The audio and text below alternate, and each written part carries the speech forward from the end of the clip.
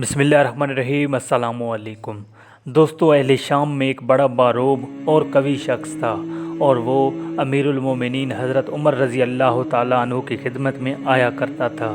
ایک دفعہ وہ کافی دن نہ آیا تو حضرت عمر رضی اللہ تعالیٰ عنہ نے لوگوں سے اس کا حال پوچھا۔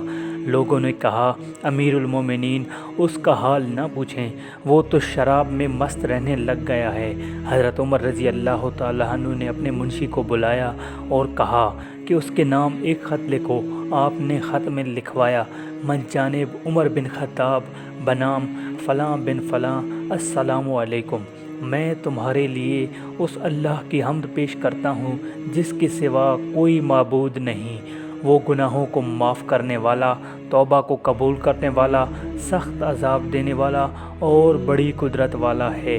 اس کے سوا کوئی معبود نہیں ہے اور ہمیں اسی کی طرف لوٹ کر جانا ہے۔ پھر حاضرین مجلس سے کہا کہ اپنے بھائی کے لیے سب مل کر دعا کرو کہ اللہ اس کے قلب کو پھیر دے اور اس کی توبہ کو قبول فرمائے۔ سب نے مل کر دعا کی۔ حضرت عمر رضی اللہ تعالیٰ عنہ نے وہ خط قاصد کو دیا اور کہا، یہ خط اسے اس وقت دینا جب وہ نشے میں نہ ہو اور اس کے سوا کسی کو نہ دینا۔